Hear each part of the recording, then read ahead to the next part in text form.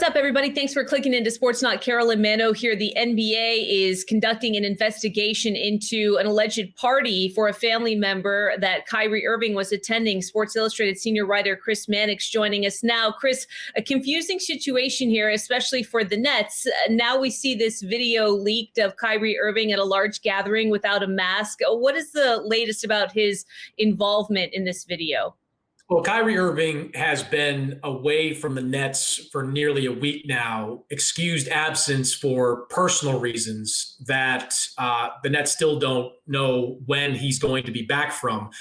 During this time off, a video circulated on social media that appeared to show Kyrie Irving at a family member's birthday party. And he was at the party, not wearing a mask, seen in video and in pictures. And the NBA is investigating that party. Now, they're not investigating Kyrie to potentially suspend him or fine him. They're investigating because they need to find out if he violated the COVID protocols. And if he did, that will extend any kind of return for him past when he's ready to play. They'll have to go through a quarantine period. We saw this early in the season with James Harden. When James Harden was photographed and videoed attending a birthday party away from Houston, he had to sit out several days while he went through the quarantine procedures. Kyrie Irving, if and when he comes back, and if the NBA is able to validate that this party happened during the time period that it looks like it happened, being this week, Kyrie may have to sit out as long as a week to go through the protocols to get back into the game.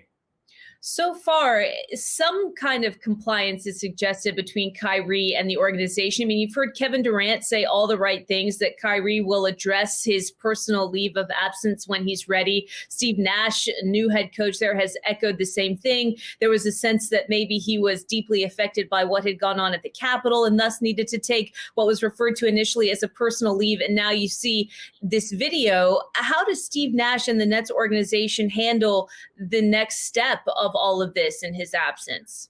Well, the Nets are treating this situation with kid gloves because they know the importance of Kyrie Irving to this team and its hopes of winning a championship this season. It is a team built to win a title, and they can only do it with Kyrie Irving. So they're being very cautious with what they say publicly. But two things stand out. One, Steve Nash, at his first press availability after Kyrie went missing or went away from the team, he didn't seem to know where Kyrie Irving was or what was his reasons behind leaving the team and asking for the absence. That spoke volumes about kind of how this whole situation developed. And Sean Marks on Tuesday released a statement.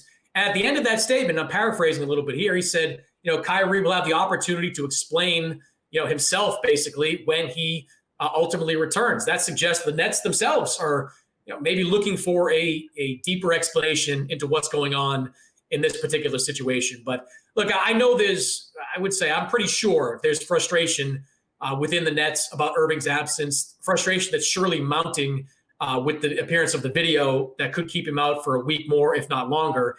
But I would expect them to continue to be very, very patient with this process. It's one thing for Kyrie to miss a handful of games in the month of January. It's another thing to make this a issue or sticking point that affects them in May, June, and early July. So, the Nets may have issues with what's going on right now, but I wouldn't expect them to air those issues publicly anytime soon.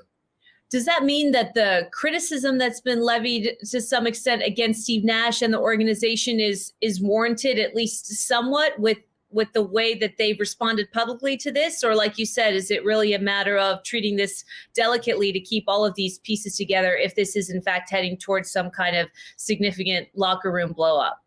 Yeah, look, I think they're playing the long game here. And I don't think they're going to risk the outcome of this season based on a few games in the early part of it. Now, this is the definition of a fluid situation. We don't know what the Nets players know about Kyrie's absence. We don't know what they think about Kyrie's absence because, look, whether they know or not, they're not saying much publicly about this particular situation. So I think it's the kind of thing that bears watching over the next few days and even weeks if it extends. Look, Steve Nash was asked on Tuesday, does he expect Kyrie Irving to play this season? His response was sure, which is not the most, reassuring response in the world. Absolutely. Of course, those are the kind of responses you'd expect from a coach that thinks that's a stupid question. Sure, not so much. What's the internal reaction from what you can gauge about the job that Steve Nash has done so far? Look, he's done a very good job. It's obviously a team that's had some issues throughout the season. It was a team thrown together on the fly, as we know. You had the core of the team that came back from last year, but you have two superstars that you're trying to reintegrate into that mix, and that can be challenging. They lost Spencer Dinwiddie early in the season to an ACL injury. He was a key part of their rotation. Now you have the Kyrie Irving stuff. So, look, the Nets have been up and down. You can quibble with how they played defensively, and maybe some of that is on Steve Nash, but by and large, there's not too many coaches that could succeed wildly with the situation Steve Nash is dealing with.